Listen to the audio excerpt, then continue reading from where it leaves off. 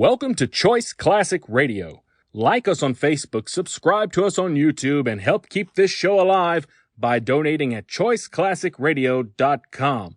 For more of your favorite old-time radio shows, join us on our companion podcast, Choice Classic Radio, Mystery, Suspense, Dramas, and Horrors, where we bring to you the most mysterious tales that the golden age of radio had to offer. And now, with 326 episodes made, broadcasting from 1939 to 1950, we bring to you The New Adventures of Sherlock Holmes. Petri Wine brings you Basil Rathbone and Nigel Bruce in The New Adventures of Sherlock Holmes.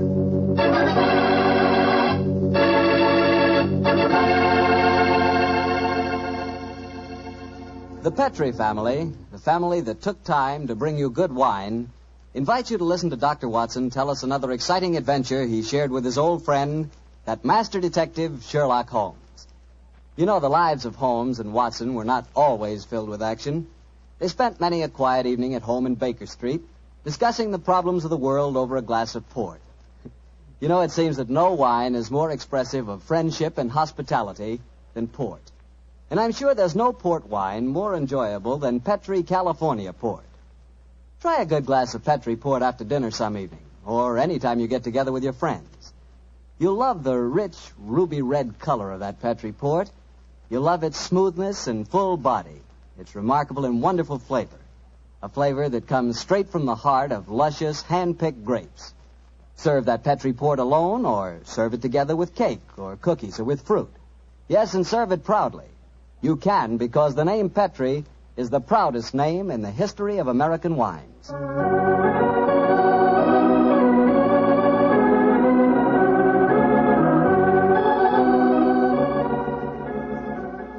And now I'm sure our old friend Dr. Watson's expecting us. Let's tap on his study door. Come in. Good evening, Doctor. Good evening, Mr. Bartell. Come over here by the fire. I was just having a cup of coffee. Would you care to join me? Thanks, that'd be nice. It'll prevent you falling asleep during my story tonight. There's no chance of that, Doctor. From the hints you gave us last week, it sounded like quite a story. It began in a circus in Paris, you told us? Yes, my boy, the circus. A colorful world of sawdust and spangles.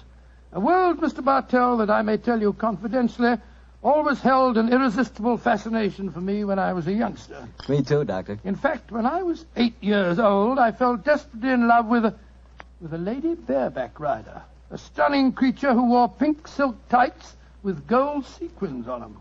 Unfortunately, my mother caught me writing her proposal of marriage, and I'm afraid that, that's another story, and one that you probably wouldn't find very interesting. I'm sure I would, Doctor, but I think it would be safer to stick to your Sherlock Holmes story. Yes, you're probably right, my boy. Well, it was a winter in the 1890s, and Holmes and I were in Paris. On our second day there, Holmes suggested we attend that night's performance of the Cirque Royale. Needless to remark, I was delighted, Mr. Bartell. And shortly after 9 o'clock that night, I found myself seated beside Holmes in a box near the ringside. It was an incredibly vivid scene, even for that city of color and light. The gay costumes of the women and the gaudy trappings of the ringmasters and clowns looked like a giant kaleidoscope under the blazing glare of the arc lamps.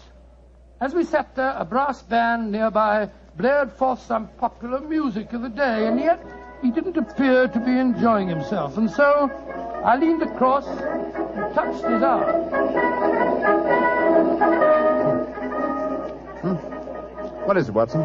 Well, you're very quiet, Holmes. Aren't you having a good time? A good time, I suppose, old chap. I was just wondering where Mr. Edwards is. Mr. Edwards? Who's he? An extremely distinguished client who was to meet us in this box at 9 o'clock. Client. So this little excursion was on business after all. Yes, I might have known it. No worry, old fellow. In your case, I think you'll be able to combine quite a little pleasure with the business. Well, can't you be a little more explicit, Holmes? Shh. Here comes the ringmaster.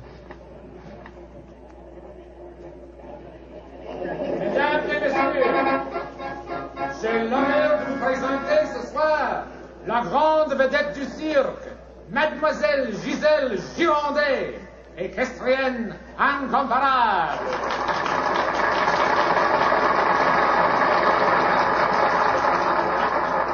Giselle Gironde, yes, I've heard of her. She's a bareback rider, isn't she, huh? Honest in France, old fellow. She also has quite a reputation as a femme fatale. 3 duels have been fought over her. A young English officer in the Grenadier Guards committed suicide last year because of her. And a famous French banker is at present languishing in prison because her extravagances drove him to appropriate funds that did not belong to him. Yes, Watson, she's an extremely colorful personality. You know, Holmes, the funny thing, when I was 8 years old, I fell violently in love with a lady bareback rider. She wore pink suit tights with golden sequins on them, but unfortunately... Here she is, old fellow. Here she is.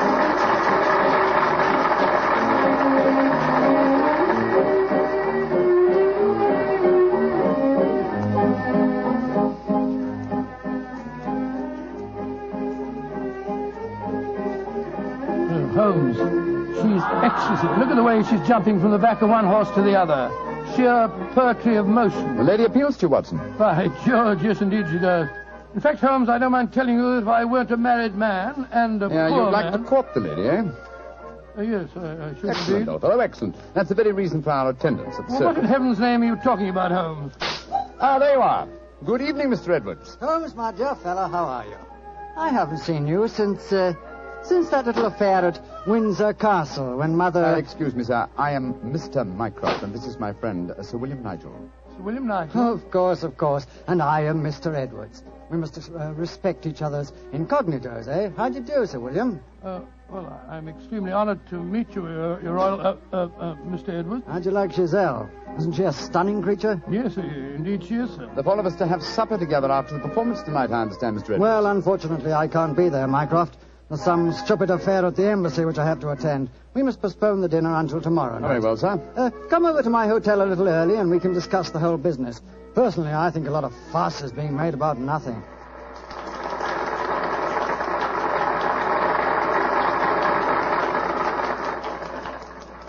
Now, if you'll excuse me, gentlemen, I must go back and see Giselle for a moment and tell her that I can't keep our appointment for tonight. I'll see you tomorrow, Mycroft. Good night, Sir William. Good night. Good night, Good night, sir. Et maintenant, pour votre plaisir, les frères Salini, les jongleurs internationaux. Holmes, what's all this mystery? That wasn't Mr. Edwards, it was the Prince of... Watson, please. Discretion, old fellow. Mr. Edwards, as you know, is extremely democratic. Too much so, possibly, when one considers his position and responsibilities. He's become quite seriously involved with Mademoiselle Giselle, the lady bareback rider who has just left the ring. Oh, so that's it. The Foreign Office, quite naturally, I suppose, is deeply concerned over the matter, and I've been entrusted with the delicate mission of protecting Mr. Edwards. Oh, does Giselle Gironde know that his true identity, do you suppose? That's the first thing that we have to find out. It's possible that she is simply captivated by having a rich Englishman at her feet. If, on the other hand, she knows who Mr. Edwards is, then we may be in for a great deal of trouble. Yes, but how are you going to find that out? By tempting her with a richer Englishman. And one with a title. That, my dear fellow, is why you are Sir William Nigel. You mean that... Your job, old what? fellow, is to do your utmost to steal Giselle Gironde from Mr. Edwards. But, I don't even know the girl. We shall remedy that defect in a few minutes. As soon as the performance is over, my dear chap, I shall take you to her dressing room and arrange an introduction.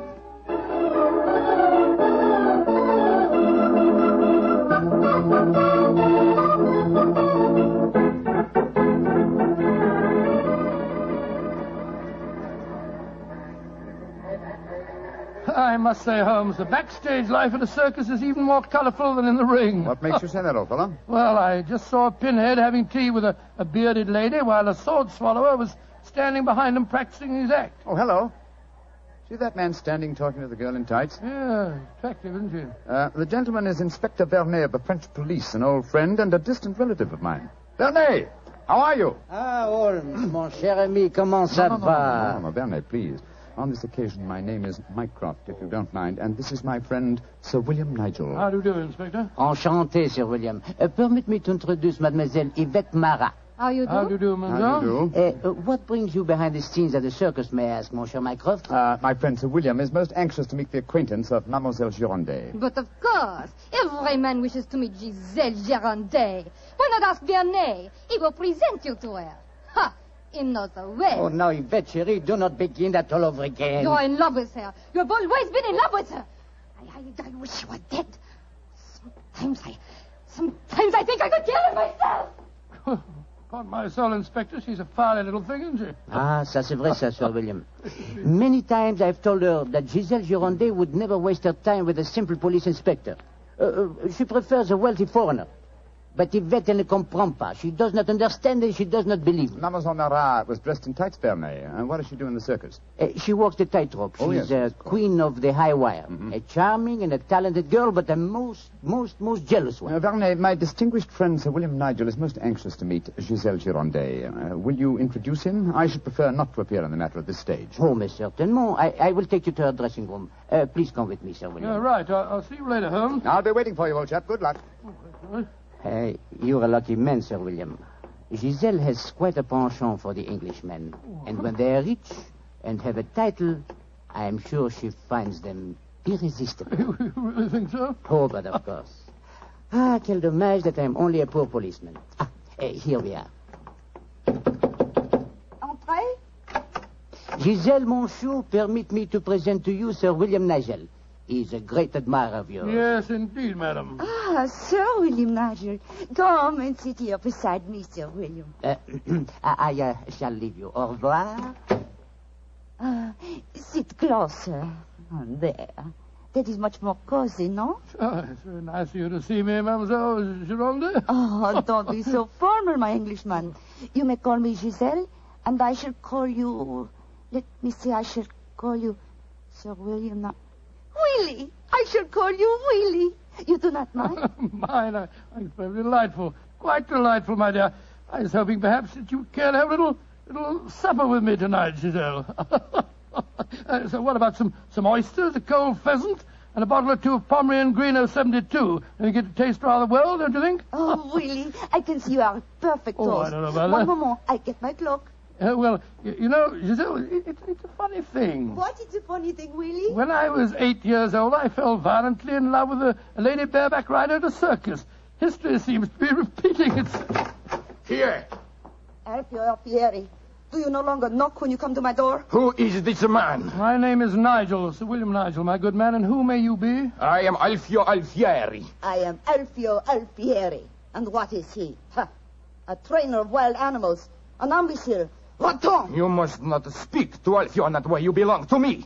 Send this stupid Englishman away. Found it impudent. Grossier. Belong to you. Giselle belong to no one. Do I have to take my whip Now, to put you? down that way. Put it down, you scoundrel. Next time it will be your face, Carla. You infernal blackguard. Raising your hand against a woman. Shocking. Bravo! Mon cher Willie has knocked him down. He certainly deserved it. Oui. And you in turn deserve something, Willie. Oh, what was that? Come close, Willie, and I give it to you. A little kiss. Oh, kiss? Thanks awfully.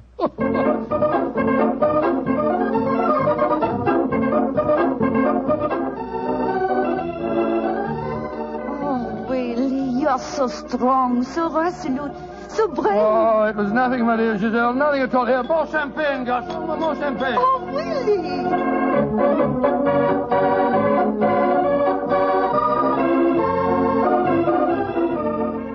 Giselle, Oui, Monsieur Edwards? have a box for the opera tomorrow night. I was hoping that Oh, perhaps... I'm sorry, Monsieur, but my time is occupied. I am showing the delightsome moment to mon cher Willie.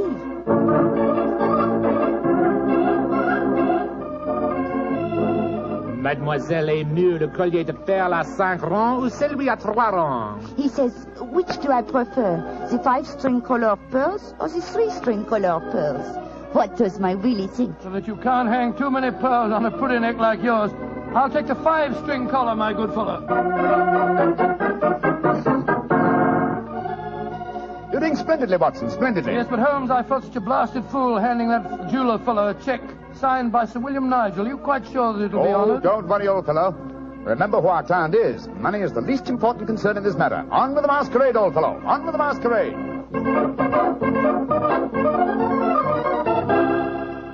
More champagne, garçon.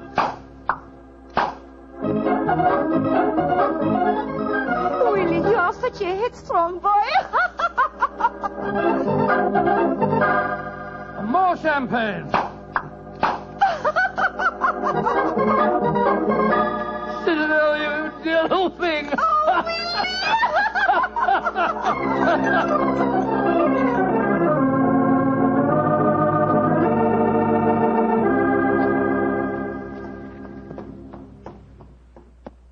Good evening, Vernet.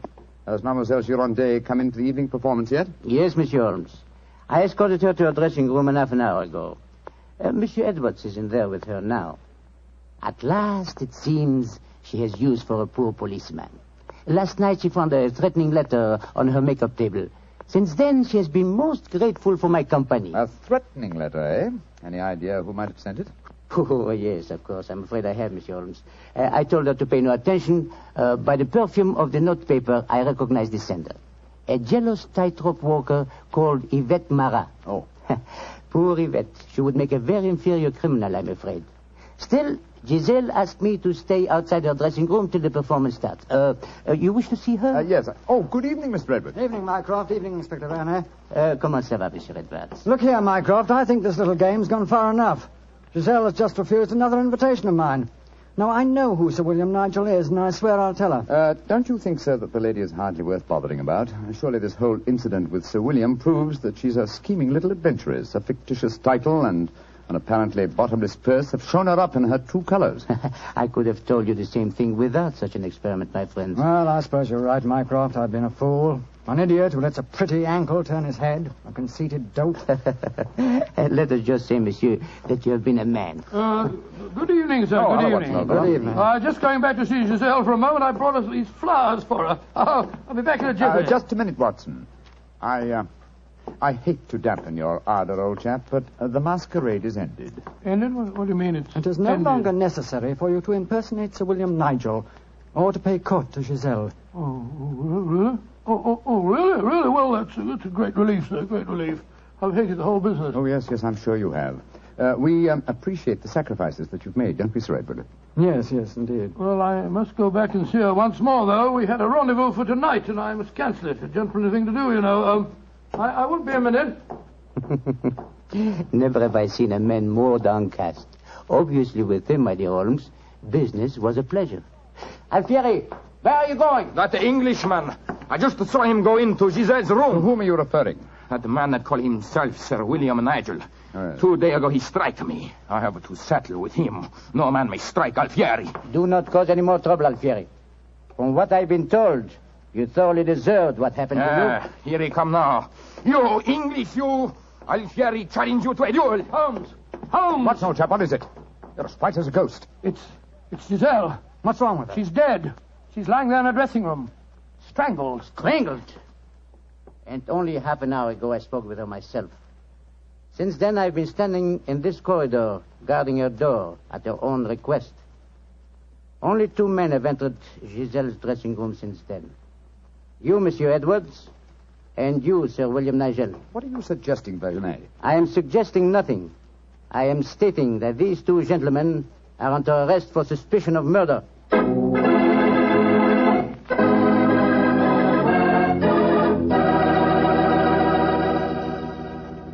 Dr. Watson's unusual story will continue in just a few seconds. Time I'd like to take to remind you that one wine that seems to be the outstanding favorite among the ladies is Petri California Muscatel. That's probably because, like a beautiful woman, Petri Muscatel is subtle and intriguing. Petri Muscatel is the color of burnished gold.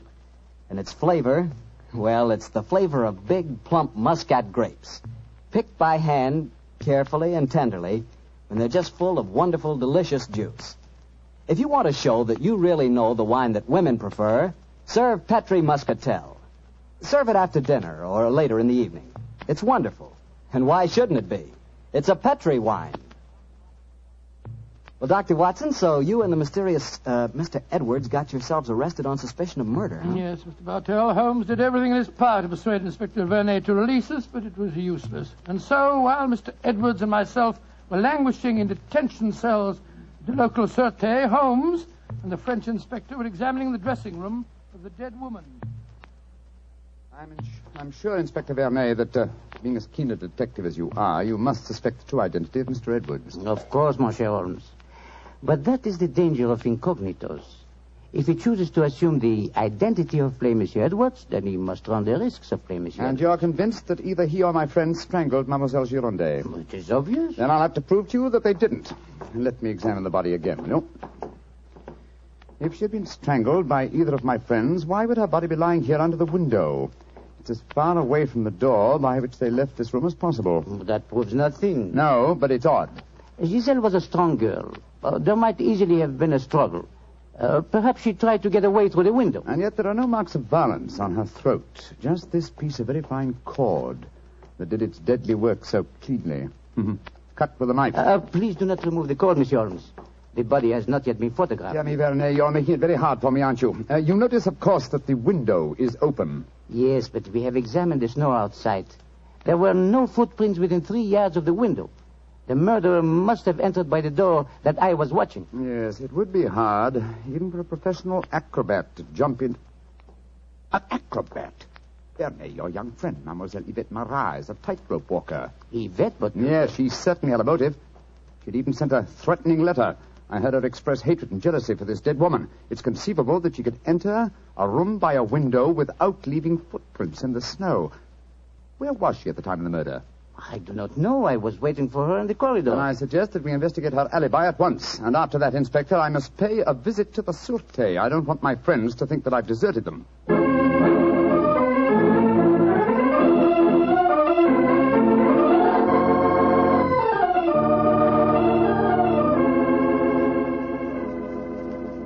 Excuse me, sir. Yes, Holmes. I'm afraid it looks rather black. As I was telling you, Yvette Marat, the tightrope walker, was able to establish a completely satisfactory alibi. Vernet still suspects you or Dr. Watson. Well, that's ridiculous. May I ask you a very straightforward question, sir? Of course. I can well understand that if you had gone into the dressing room and found the woman already murdered, you might easily be tempted to conceal the fact, to avoid a scandal involving your person. Will you swear to me, sir, on your true identity, that Giselle was alive when you left her? She was, Holmes. I swear it.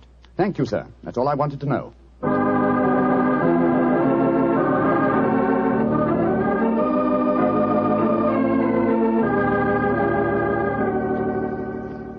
Holmes, I'm glad to see you. You know, I've been thinking. All this depends on Vernet's evidence. But supposing he was the murderer. He told us that Giselle had turned him down, you know. I'd thought of that, but Mr. Edwards swears that Giselle was alive when he left the room. And yet that means that Mr. Edwards... Oh, no. It's unthinkable. Holmes, you're not suggesting... Holmes, if I thought that were possible, I'd confess to the murder myself. My life wouldn't matter if it'd save a scandal like that. Great Scott, it'd shatter the empire. Dear old Watson, you shall not sacrifice yourself. You're as valuable a British institution as the Lion himself. No, my dear fellow.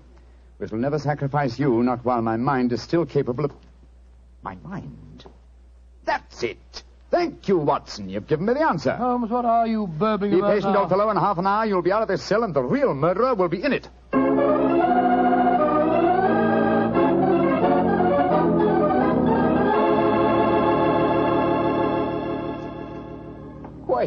Questions.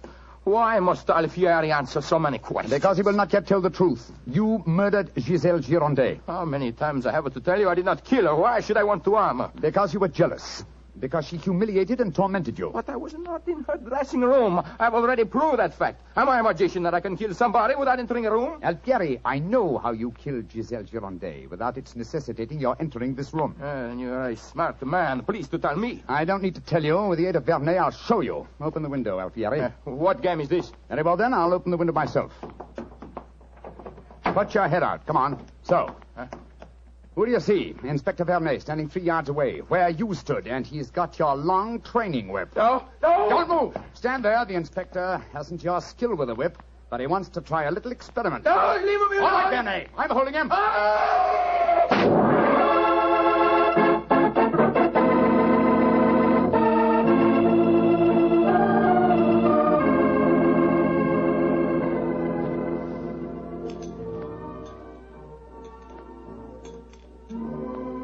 Well, Mr. Edwards, I mean, well, sir, this is a pleasant change from a prison cell, isn't it? It certainly is. Holmes, I can't tell you how grateful I am. I still don't quite understand how you did it. Watson, in rather a roundabout way, was responsible for giving me the clue. Oh, how was that, Holmes? Well, on more than one occasion, old chap, I've had cause to deplore your rather florid style of writing. Tonight, I was very thankful for it. When I began to speak of the capabilities of my mind... suddenly I remembered a phrase of yours in which you referred to its whip-like rapidity and accuracy. That, of course, made me think of Alfieri, the animal trainer. Exactly how did he kill the poor girl? Well, sir, He stood outside the window, far enough away to leave no incriminating footprints. Called to Giselle, probably persuaded her to lean out, then snapped the whip around her neck, pulling it tight and strangling her. And then I suppose he cut the cord and let the body fall back into the room. Precisely, old fellow. We found a whipstock among his tackle, a whipstock from which the lash had been cut. The stub of lash left matched the cord around the dead girl's throat. Amazing business. And I don't mind telling you, fellas, I'm very thankful to be through with it. Yes, so am I, sir. In fact, I wouldn't be at all surprised if this whole incident cures me of my love of circuses. Oh, I didn't know you had a predilection in that direction, Watson. Oh, yes, sir. Yes, if you don't mind my saying so. When he was 8 years old, he fell in love with a lady bareback rider. Didn't you, Watson? Indeed. What happened? Well, sir, I don't remember her name, but she wore pink silk tights with golden sequins on them. And I wrote her a rather hot-headed letter. Unfortunately, my mother...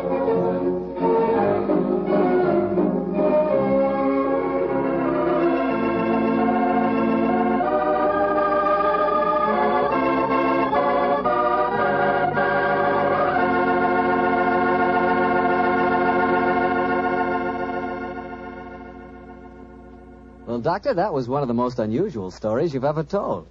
And I might say you played a very prominent part in that case yourself. Oh, I suppose I did at that, Mr. Bartell. Giselle was a beautiful girl. Beautiful. Boy, I sure love that nickname she gave you. Wheelie. Yes, I thought it was rather nice myself. Well, that is, I mean... Don't get embarrassed over a nickname, Doctor. You should hear the nickname I had. When I went to school, all the girls called me Bottles. Bottles? Oh, I see, from Bartell. Bartell. Oh, goodness me. Some nickname, like a prophecy. What do you mean? Well, they called me Bottles, and now that's what I like to talk about most. Bottles. Bottles of Petri wine. Oh, I should have known. And I'd like to talk about Petri wine because, as far as I'm concerned, it's the swellest wine that ever poured from a bottle. That's because the Petri family really knows how to make good wine. Well, they ought to. They've been making good wine ever since they started the Petri business way back in the 1800s. And since the Petri family has always personally owned and operated their business, they've been able to keep that fine art of winemaking right in the family, handing it on down from father to son, from generation to generation. So it's no wonder, whenever you want a good wine, you want a Petri wine, because Petri took time to bring you good wine. Well, Dr. Watson, what new Sherlock Holmes story are you going to tell us about next week? Well, now, next week, Mr. Bartell, I'm going to tell you of a strange adventure that Holmes and I had in the swampy fenlands of Norfolk. It concerns a gypsy encampment, a child that vanished, and a horrible death in the murky depths of a fearsome quagmire.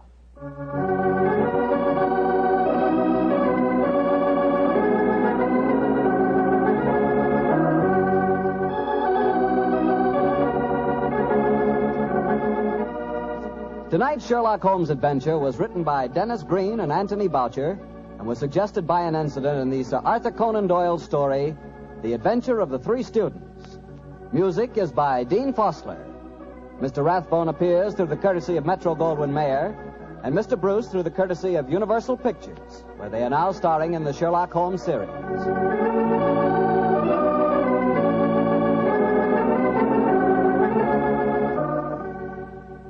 The Petri Wine Company of San Francisco, California, invites you to tune in again next week, same time, same station. Sherlock Holmes comes to you from our Hollywood studios.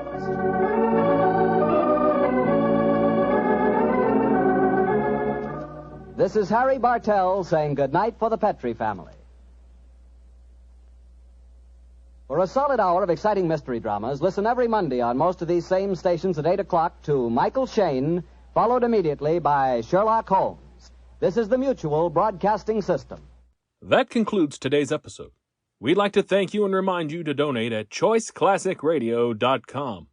Remember, your donations make episodes like this possible.